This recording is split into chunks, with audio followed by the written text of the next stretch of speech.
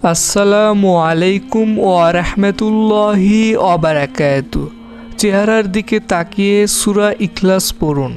যে কেউ বশ হবে, ভালোবাসায় পাগল হবে, আপনাকে ছাড়া কিছু বুঝবে না এবং সবসময় সে আপনার সব কথা শুনবে। আপনি যখন যেটা বলবেন সেটাই করবে। শুধুমাত্র আপনারা যার চেহারার দিকে তাকিয়ে সূরা ইখলাস একটি নিয়ম রয়েছে, সেই নিয়মে পড়বেন, তাহলেই দেখবেন সে আপনাদের বশ হয়ে যাবে, আপনাদের সব কথা শুনতে বাধ্য হয়ে যাবে এবং আপনাদের ভালোবাসায় সে পাগল হয়ে যাবে, পাগলের মতো আপনাকে ভালোবাসবে। আপনি চাইলে এই যে ছোট্ট একটি আমল রয়েছে, এটা হচ্ছে একটি আমল, এই আমলটি আপনার স্বামী স্ত্রী বা প্রেমিক প্রেমিকা, ভাই বোন বা আপনার সন্তান বা মা বাবা যে কারো জন্য করতে পারবেন। শুধুমাত্র যাকে আপনাদের বশে আনতে চান বা যাকে আপনারা বাধ্য করতে চান, তার চেহারার দিকে তাকিয়ে সূরা ইখলাসটি পড়বেন। সূরা ইখলাস একদম সহজ এবং ছোট, এটা তো আশা করি আপনারা সকলেই জানেন। যারা জানেন না, সূরা ইখলাসটি আপনাদের জানিয়ে দিব। একদম সহজ এবং ছোট সূরা। এই সূরাটি শুধুমাত্র আপনারা যে কারোর দিকে তাকিয়ে থেকে পড়লেই হয়ে যাবে, তাহলে আপনারা সঙ্গে সঙ্গেই ফলাফল পেয়ে যাবেন। তো এই আমলটির রেজাল্ট আপনারা যখন যার চেহারার দিকে তাকিয়ে সূরা ইখলাস পড়বেন, ইনশাল্লাহ আপনারা সঙ্গে সঙ্গে রেজাল্ট পেয়ে যাবেন।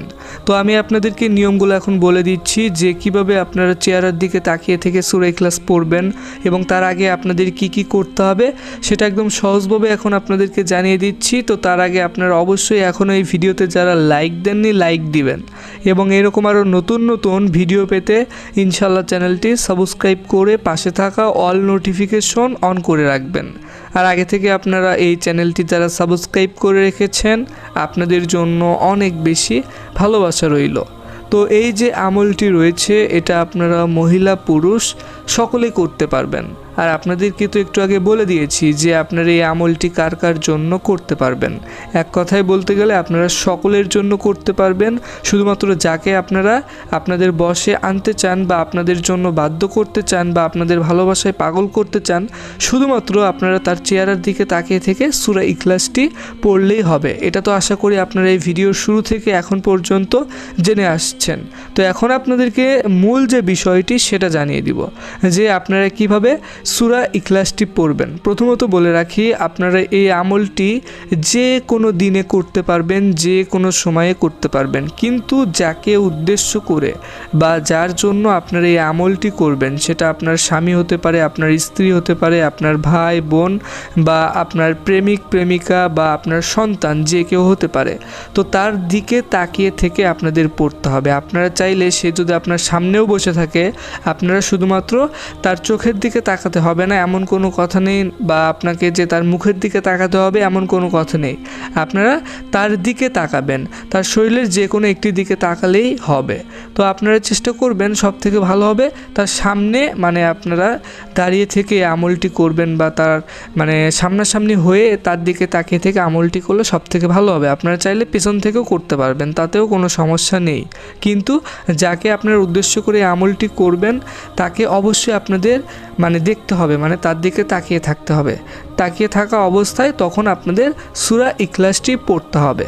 তো সূরা ইখলাস আপনারা অনেকে আছেন যারা জানেন বা অনেকে আছেন জানেন না।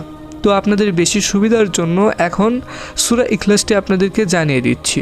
তো জানিয়ে কিভাবে দিব, আপনাদের যাদের সূরা ইখলাসটি জানা নেই বা মুখস্থ নেই, বিশেষ করে আপনাদের সকলের মুখস্থ করানোর জন্য বেশি সুবিধার ক্ষেত্রে এখন এই ভিডিওটির স্ক্রিনে শুধুমাত্র বাংলা লেখা উচ্চারণ সূরা ইখলাসটি দিয়ে দিচ্ছি।